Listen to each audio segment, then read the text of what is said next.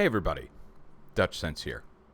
5:40 p.m. Central Time on the 14th of February 2023. It's Tuesday here in the United States. I am recording an update. I first of all just wanted to jump on and tell all my viewers over on YouTube and on Twitch, I just logged in and saw all of your messages. I want to thank you very much for your well wishes and support. It really means a lot. Thank you very much. If you don't know what happened, basically, a man who's like a brother to me, my uncle, who took care of me, suddenly passed away yesterday, or was found yesterday, and we're kind of having to take care of all that. It's just me and my 80-year-old mother here in St. Louis, and that's it. So anyway, thank you for your well wishes, and so many people contacted me about what's going on in Europe as well, earthquake-wise. This is my job. So a lot of us have to do our jobs even when we don't want to.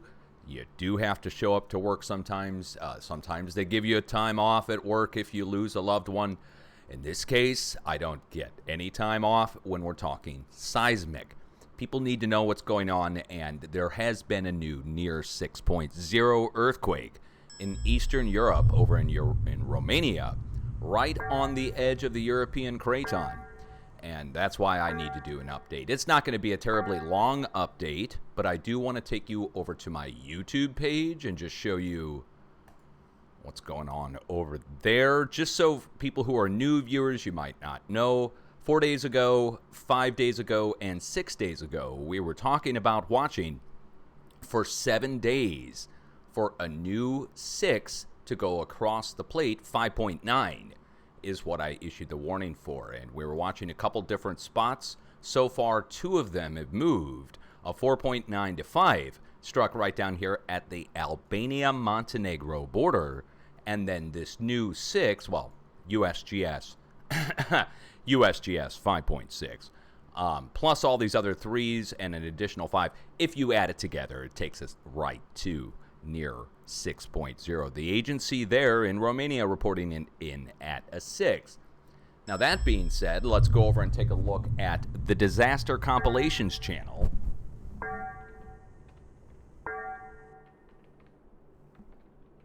And if you're not familiar, I would recommend that you subscribe. I don't know who they are or run it, but they always get great video, and I mean, when I say great, accurate video. Okay, so that's important during a disaster, to get real video as opposed to, previous or so forth. And there's a whole group of people, I think, that are involved in a Discord that get this info together. Anyway, we're looking at Romania. You can see it's a fair amount of shaking, okay? It's not enough to, cause, I don't think, any fatalities. However, that can cause injuries, especially when you get broken glass and you get other things. And when you see the kind of damage that happened outside, it actually took facades off buildings and knocked down chimneys. So that's where really you get into the potential of people being hurt, I think, is when you're outside and you get stuff like this. This is why it's actually important to shelter in place when it's a moderate earthquake. In the 4 or 5.0 range, near 6, I would get underneath a table or a desk. If it's a massive megaquake and you're in a stone stack structure, if you're overseas especially, you probably would want to do what they're all doing right there. However, if you go outside and there's a falling facade as opposed to what's going on inside there in the what was that, a barber shop of some kind? Okay.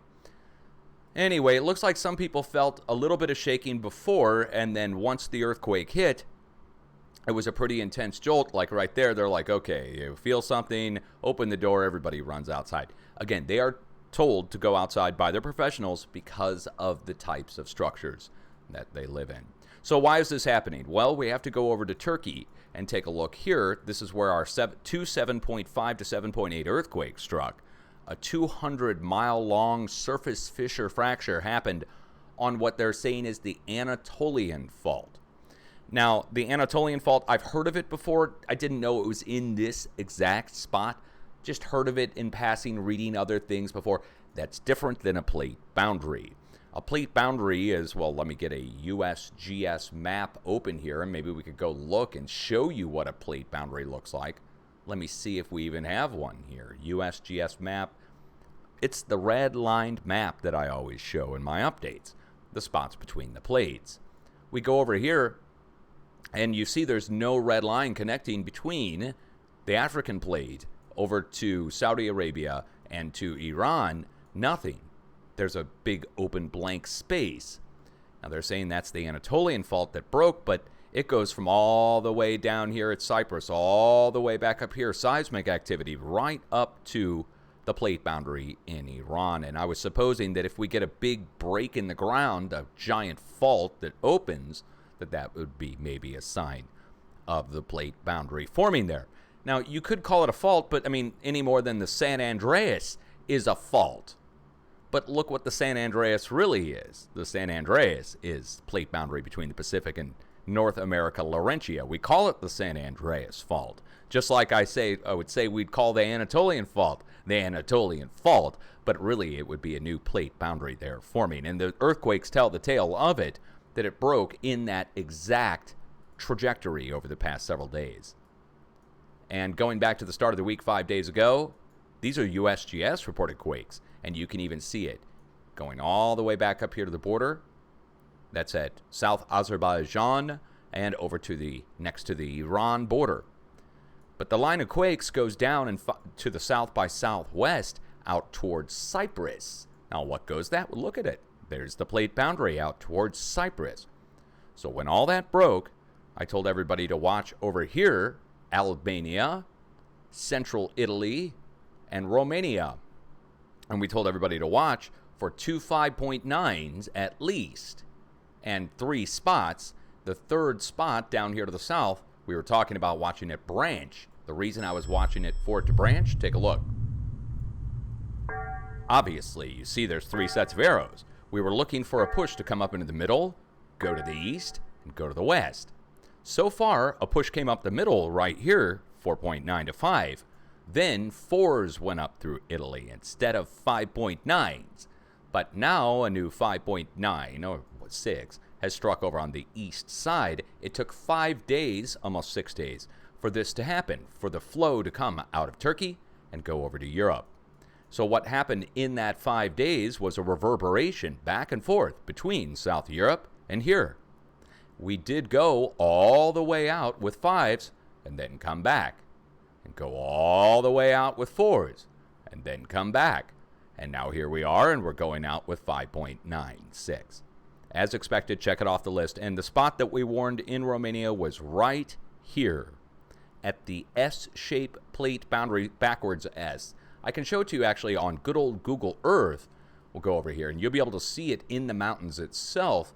And that's just because of the trees and so forth that are in the false color image here on the screen. But so Romania, right over here, I'm going to turn on our borders and labels and our volcanoes. This really matters. Let's see if we got it here. There they are. Okay, so the volcanoes marked by the Smithsonian. Luceret basalts, Apusini Mountains, the Persani Mountains, and the South Harghita Mountains. And this, of course, these are ancient, but they're old volcanic fields at each bend in the plate. As we go up and go over, check it out. Next bend in the plate, central Slovakia, Novgorod, southern Slovakia, 2 volcanic fields here. We go up to Bruntal, we go over to the Cheb Basin, we go over to the West Eifel and East Eifel. We come back around and go back down. We have nothing marked here. This is where we get a bunch of earthquake activity. Then we carry on down to the Champ de Puys, Olot. You see it? They're somewhat equidistantly spaced. But to see the equidistant spacing, you have to look around the edge of the plate. Why does this matter? The volcanoes have formed where the earthquakes always go. Or the earthquakes go where the volcanoes already formed. Which way do you want to, the chicken or the egg, right? So the wave that passed through the area for a long time bent the plate in this way. And the earthquakes follow that bend in the plate. And so do the volcanoes. What's causing it all? A giant seismic wave. Very low frequency, ultra low frequency, and it's coming up from down below the plates. It's spreading following these red lines that I've been showing you for the past few minutes on the USGS page here. And we go across the different plate boundaries. Energy's coming up from down below the plates and then coming up through the plates, passing through these red lines like a wave guide and it's trying to make a way out and away from where it's coming up. It could spread the whole planet, too. Now, speaking of spreading the whole planet, New Zealand, we're getting down to the last day.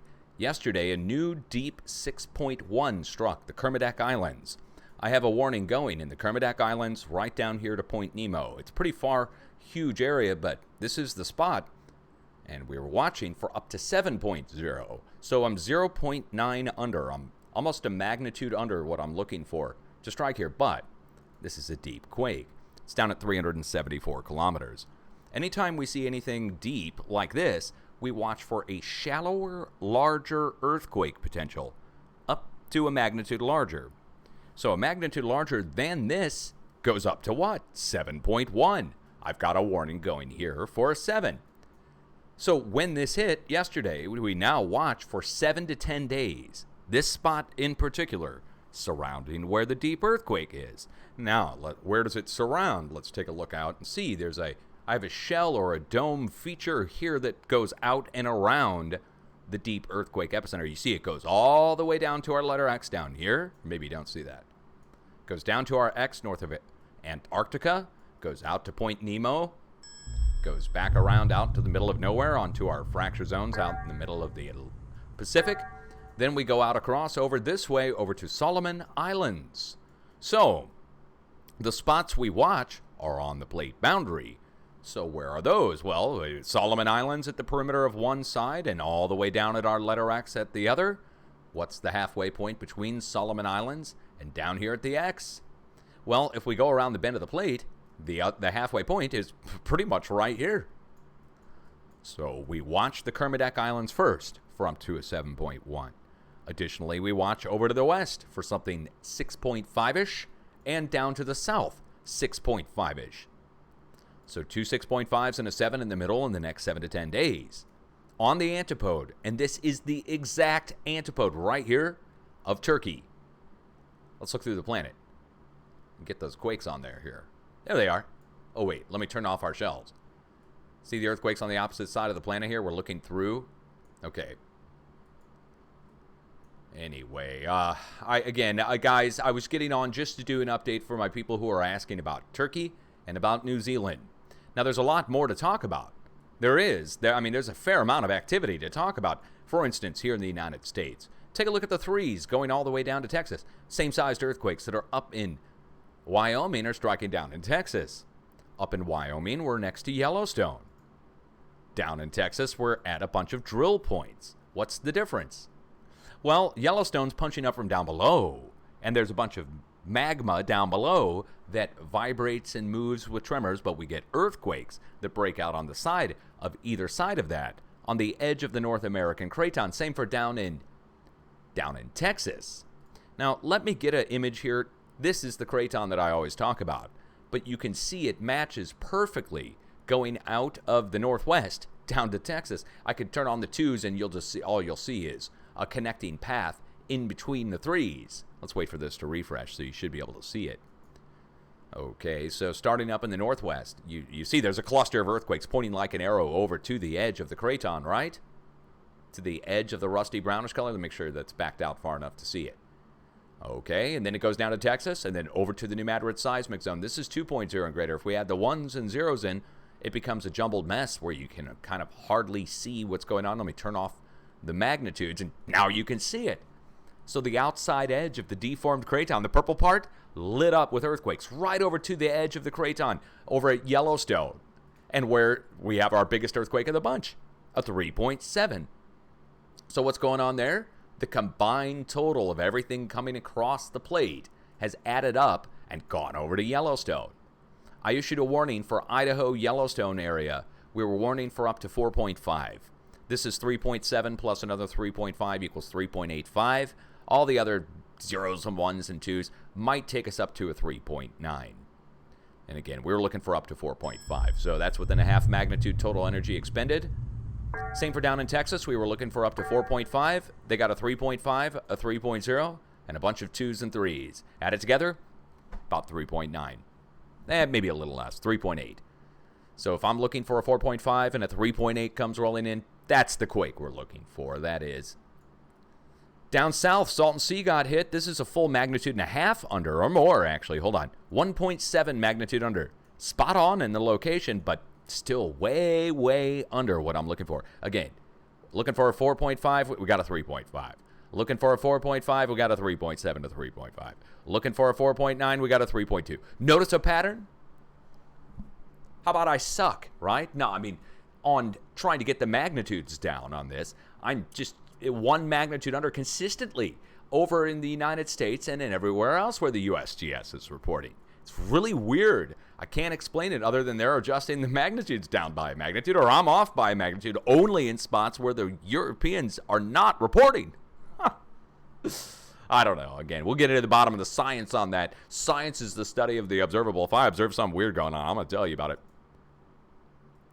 Let's go down to Central America really quick. 4 is going across the plate. Nothing to bring you up to speed on there, except for we watch in the middle of this now. We watch in the middle for something bigger to strike. It could go up. If we're looking for a 7 on one side of the plate, I'm going to have to issue a new forecast. I'm not doing that now. For Central America and South America in the next couple days or less. Deep earthquake going on down below South America. Look where it is. It's raised high off the globe, but it's like a pincushion stuck in the middle of all the others. There's something going on down below here, obviously. There's a deep earthquake and then a bunch of earthquakes spreading equally on both sides, out and away. They're all about the same size. But we look for up to a magnitude larger on our deep quakes. So now a new 5.5 or greater should be coming in here, right in the middle of the hot mess. That puts us down to the Chile-Argentina border, just south of Bolivia. I'm just giving you examples. So coast of Mexico, down to the side. It's so obvious you should be able to see it. It looks like a parentheses shape of earthquakes there. And we would look right in the middle of it for a new break to take place. Same for over to the east. Big stack of earthquakes over in the Eastern Caribbean. We would watch right in the middle of the mess of the 3 sets of quakes. Find the middle point between all 3 if these were triangulated points. On the edge of the plate, it brings us to the edge of the Caribbean again. Something bigger than what's on all sides now is going to strike in the next few days. When I say bigger, I mean up to a magnitude larger. Okay, and finally, people are talking about Hawaii. I got messages from people saying the lava flow is starting to increase there. You guys should go over and check out Two Pineapples and Doing Hawaii. Both channels are doing a great job covering the lava flows. They've got live streams going. USGS camera got blurred out. They can't focus it for some reason now. They were able to move it when I said something, but now the damn thing's blurred out to the point where you can't see jack. I don't know what to tell you. Maybe they fixed it. Back to where I started this whole update. Romania, guys, look, it caused damage. We got lucky with it not causing any kind of building collapses. This check it off the list is very specific. I talked about the S-shaped plate boundary and 5.9 to 6. Based upon the flow going across Europe as expected, the 4s in Italy and the 4.9 down in Macedonia, that's low compared to where I was looking. So one of the spots, spot on exactly, the more rare location I consider, Romania, it's hardly ever happens. And then here, a 4.9 instead of a 5.9. It was USGS underreporting, I don't know. The people, there is video of the shaking. It looked pretty intense, but they called it a 4.9. The only spot that I would consider hasn't really moved as expected yet would be Italy, 2 4s instead of a 5.9.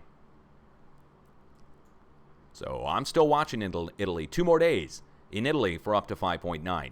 Adriatic Sea, East Italy, right on the red line. One more time. Please, guys, will you please look? Just take me serious on this. I know it's on YouTube. I know it's on social media. A lot of people don't listen.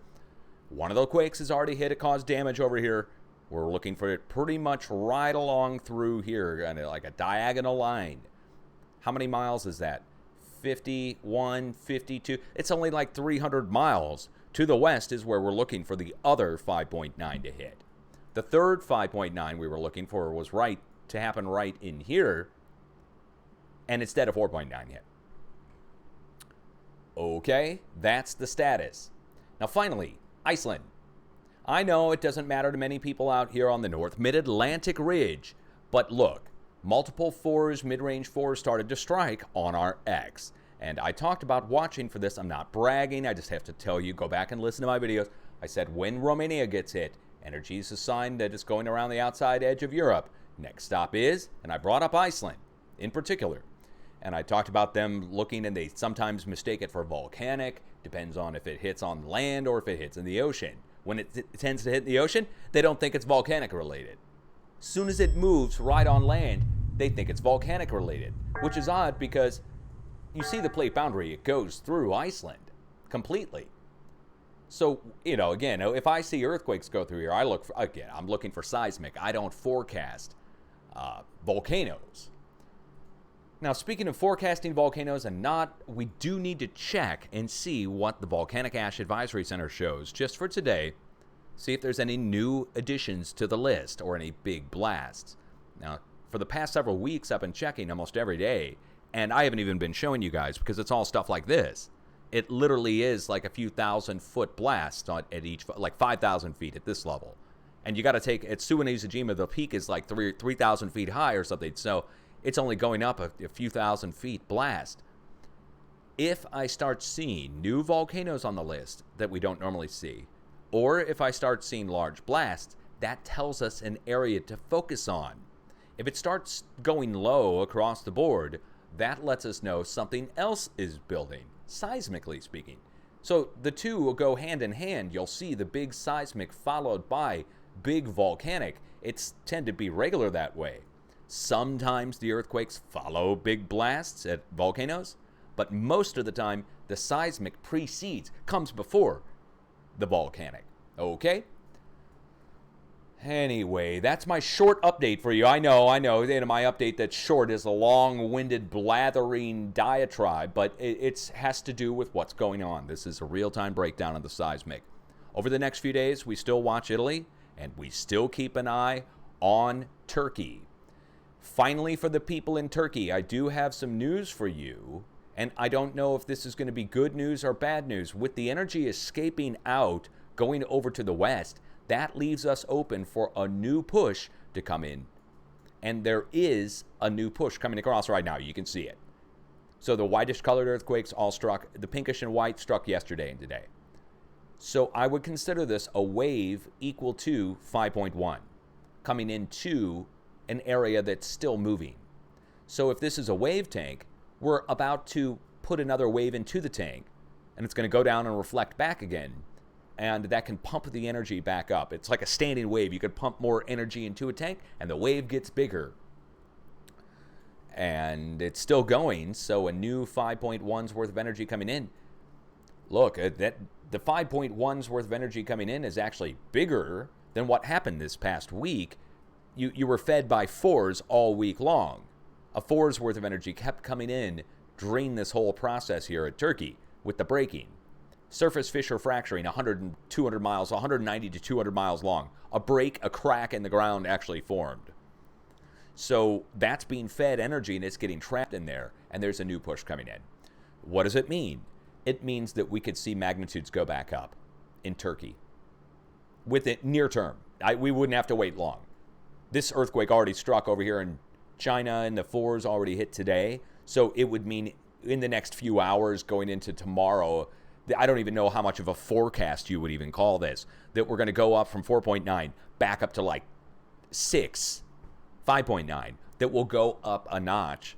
Again, if this is a wave tank and we're putting more energy, a new wave is coming into the tank that's closed, it's going to go down and reflect off the end and come back into itself. And as that does, it pumps it up. So regardless of whether or not energy is escaping out across Europe now, I'm still watching down here in Turkey until this fully goes away. Does the warning for Turkey 7 still stand?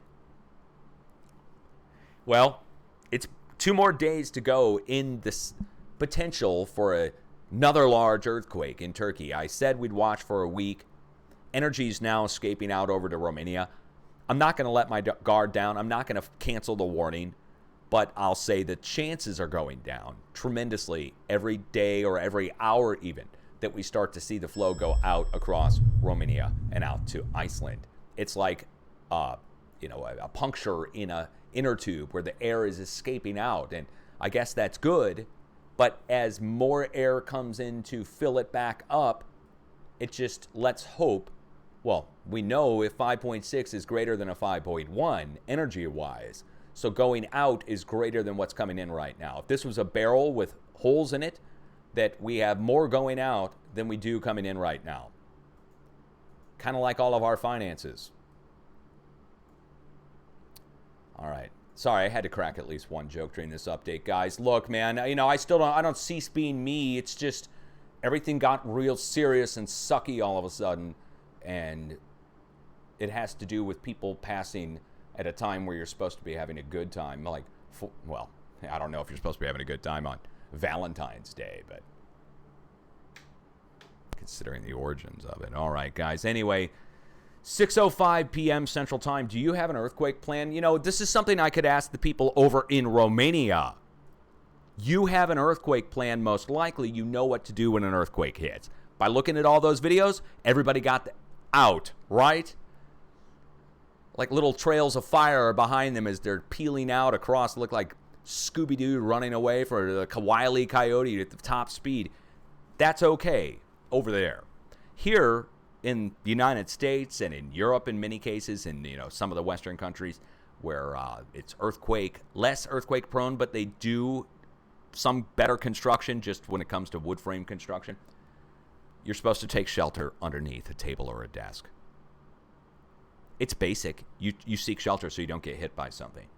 Now, if it's the middle of the night, over in Romania it was not the middle of the night, but if it's the middle of the night, do you have a change of clothes and a set of shoes in a bag ready to go so that you can just grab the bag and go out? Or look, if you're going outside or if you're running through your house and there's broken stuff across the floor, you need a hard bottom slippers or shoes by the side of your bed so that you don't have to try to go across broken glass and shards of this and that on the floor to get your emergency kit. You should be at least prepared like that. And let me tell you, a pair of shoes will come in handy if somebody comes knocking on your door in the middle of the night, or worse, some kind of thief or something you hear, or if there's some kind of other emergency, a fire or anything, you can at least have the shoes. I think your neighbors might even, not blame you if they see you in your skivvies or less running around outside during the disaster, that they might even, you hope your neighbor, if you haven't had the appropriate plans, would have a change of clothes and a set of shoes in their bag that they could give you if you get caught in the middle of the night in underwear or less outside. Now think about also, even if you're inside, you can be without power for a long period of time. After an earthquake, this is something that the people in Turkey have run into, and it started snowing and heavy cold rain right after the Turkey earthquake. It went on for days. Yeah, it's still winter over there, and they do get snow in those areas. And it was, again, below freezing. And the people who didn't have their buildings collapse were still left without power, and a lot of them didn't have fireplaces. Don't have fireplaces. So warm clothes, seasonal specific, and then your emergency kit should also have food and water and medicine and a bunch of other crap in it. That it just, you have to plan. You can't wing it. You shouldn't wing it. There'll be some single people and people who don't give a crap about themselves that are able to wing it through, lose 50 pounds, look like a toothpick, and still survive. But everybody else, I'm just going to tell you, be prepared. Just do it, for crying out loud. You don't even have to mention me. Go to the store, go to the dollar store, and stock up on the stuff that you need. Put it into an emergency kit, as well as a change of clothes, set of shoes, flashlight, batteries, IDs, keys, blah, blah, blah, blah. There's a whole list of stuff recommended to put into your emergency kit. You won't remember anything I'm saying here except for emergency kit. And then you'll just go through and start remembering all the stuff that you need. And you'll be like, wow, okay. And I have to winnow it down to the things that I really, really, really survive on. Think about kids, too. If you have kids, guys, it might be a good idea to put together an emergency kit specifically for them, like a separate little backpack. And you can even, I've seen this before, this is actually a genius idea, that a lot of kids are scared of the dark at a young age, and you can take away the fear. You can teach them, don't be scared, be prepared, with an emergency kit by having the appropriate things in the kit to do that scared boogeyman hunting. So if you're scared, guess what? You have your emergency kit right here. Boogeyman doesn't like that, first of all. But you can go get it and shine it under the bed, and guess what? It's going to bust them. It's going to make them go away. And you can teach them to dispel the fear with preparation. something as simple as being afraid of the dark can be busted by a flashlight and a good set of batteries. Can I get an amen? All right. 6:11 p.m. Central Time. I'm out of here. You guys be safe. Thank you for listening to me, and thank you for your well wishes. I'll get my act together. This is therapy for me, so to speak. It gives me something to do aside from freak out and sit here. Much love. Look out for this over on YouTube in just a bit, guys. Peace out.